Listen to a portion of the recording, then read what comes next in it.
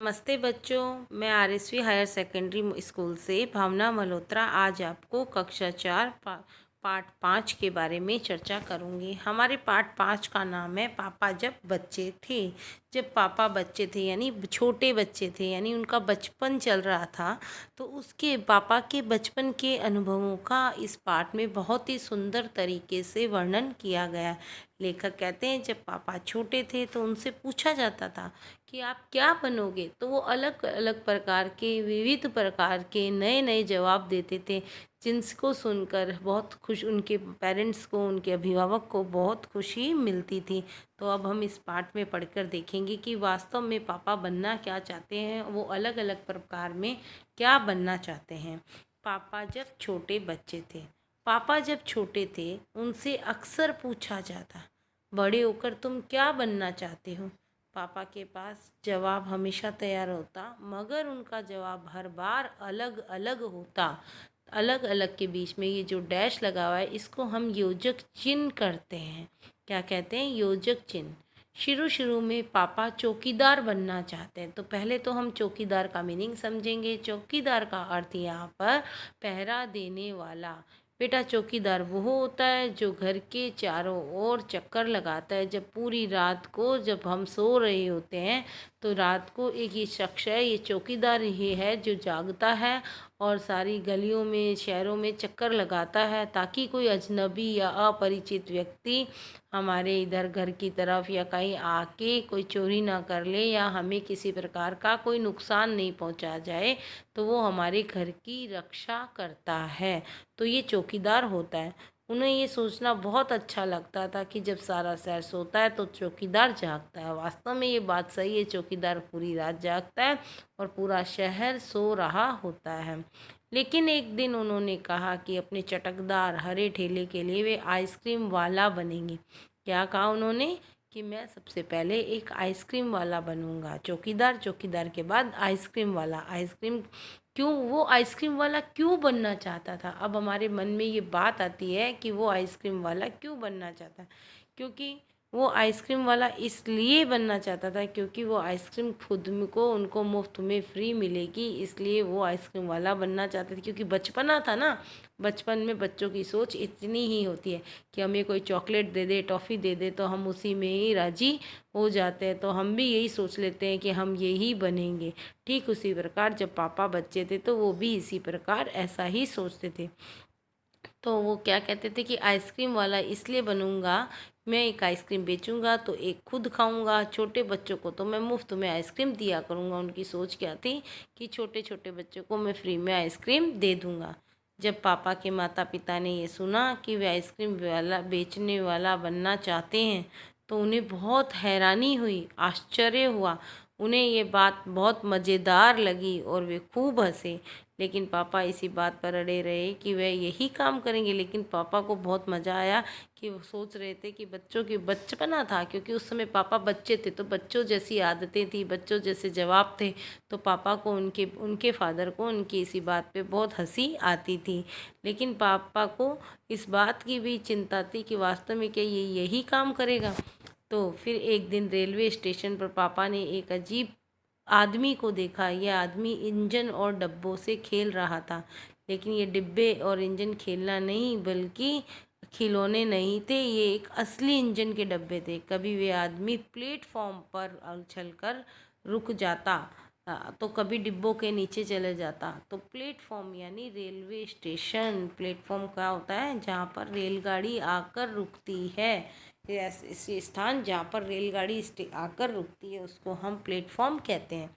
पापा ने पूछा ये कौन है? उन्हें बताया गया ये शंटिंग करने वाला है। तो शंटिंग करने वाला, पहली बात तो मैं बता दूं शंटिंग क्या होती है। जब रेलगाड़ी अपनी यात्रा को एक स्थान से दूसरे स्थान पर पूरा कर लेती है और फिर उसे अगली यात्रा के लिए जब जाना होता है, तो उसके लिए रेलगाड़ी की जो व्यवस्था की जाती है, उसकी साफ़ सफाई की जाती है, उसकी केयर की जाती है, उसकी व्यवस्था का रख रखाव, साफ़ सफाई, देखभाल, ईंधन पानी भरा जाता है, इंजन को चेक किया जाता है। ये जब गाड़ी की पूरी व्यवस्थाएं को देखना और उसका रख रखाव करना, या साफ़ सफाई करना ही शंटिंग ही कहलाता है।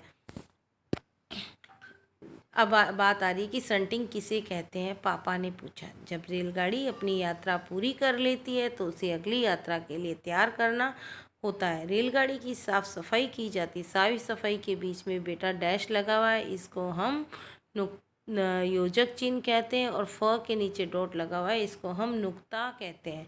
इंजन को घुमाकर ईंधन पानी भरा जाता है, इसे शंटिंग कहता है। पापा को बताएगा। बस पापा को पता चल गया कि वह क्या बनेंगे।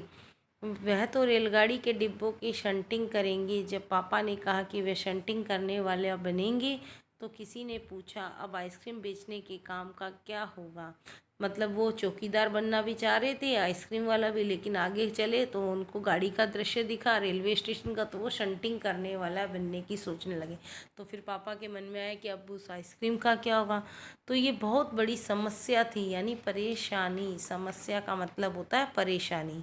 लेकिन पापा ने इसका भी रास्ता निकाल लिया। तो उनके मन में यही थी कि अब पापा को कौन सी चीज़ चुननी है, कौन सा काम चुनना है, और पापा वास्तव में क्या बनेंगे। लेकिन पापा ने सोचा कि मैं इन दो, क्योंकि पापा को आइसक्रीम खाना बहुत पसंद है और फ्री में भी आइसक्रीम मिलेगी, और साथ में उनको ट्रेनों की साफ़ सफाई और ट्रेन से भी लगाव था। तो उन्होंने सोचा कि मैं ये दोनों काम ही कर लूँगा। तो दोनों काम कैसे हो जाएंगे कि जब ट्रेन आएगी तो मैं इंजन को संभाल लूँगा, रेलगाड़ी को देख लूँगा, पानी ईंधन में पानी वानी को भर दूँगा, साफ़ सफाई में देख लूँगा। जब ट्रेन चली जाएगी, रेलगाड़ी चली जाएगी, तो उसके बाद मैं आइसक्रीम बेच लूँगा और फ्री में खुद भी आइसक्रीम का लुत्फ़ उठाऊँगा। अब हम इसकी रीडिंग करके देखते हैं। पापा ने जवाब दिया, ये अल्प विराम है।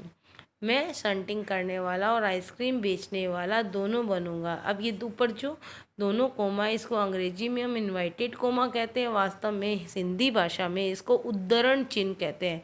यानी उद्धरण यानी 2 बार कोमा, 2 बार विराम चिन्ह का उद्धरण चिन्ह कहते हैं। सबको है बहुत हैरानी हुई। उन्होंने पूछा, तुम दोनों काम एक साथ कैसे करोगे। तो उन्होंने कहा, जब रेलगाड़ी आएगी तो मैं उसको शंटिंग करवाऊंगा, उसकी देख रेख करूंगा, और उसके बाद मैं आइसक्रीम बेच के लुत्फ़ उठाऊंगा। इसमें क्या मुश्किल है। सुबह आइसक्रीम बेचने के बाद मैं स्टेशन चला जाया करूंगा, वहाँ मैं कुछ डिब्बों की शंटिंग करूंगा और फिर जाकर कुछ और आइसक्रीम बेच आऊँगा। इसमें ज़्यादा मुश्किल नहीं होगी, क्योंकि अपना ठेला मैं स्टेशन के पास ही खड़ा करूँगा। गाड़ियों के लिए मुझे ज़्यादा दूर जाना नहीं पड़ेगा। तो उन्होंने ये प्लानिंग बना ली थी कि मुझे कितनी भी दूर जाना नहीं है, तो मैं साथ साथ में ये दोनों काम कर सकता हूँ। जब रेलगाड़ी का टाइम होगा या समय होगा आने का, उस समय मैं गाड़ियों के कुछ डब्बों की आसानी से शंटिंग कर लूँगा। उसके बाद मैं आइसक्रीम बेचने का काम भी कर लूँगा। अब बच्चों, इस पाठ में जो हमने पार्ट 1 पढ़ा है, इसमें जितने भी शब्दार्थ आए हैं उसके बारे में हम चर्चा करते हैं। जैसे चौकीदार। चौकीदार का मतलब होता है पहरा देने वाला। चौकीदार कौन होता है? पहरा देने वाला। जब हम सो रहे होते हैं तो रात को चौकीदार हमारे घरों की ओर पहरा देता है। समस्या यानी परेशानी। समस्या, परेशानी। चरवाहा मतलब पशुओं को चराने वाला। जहाजी, जहाजी ज के नीचे नुक्ता लगाया गया। जहाज पर रहने वाला। जहाजी, जहाज पर रहने वाला। प्लेटफॉर्म, जहाँ रेलगाड़ी आके रुकती है। जहाँ रेलगाड़ी आकर रुकती है उसको हम प्लेटफॉर्म कहते हैं। धन्यवाद बच्चों। इसके आगे का पार्ट हम नेक्स्ट वीडियो में देखते हैं। ओके।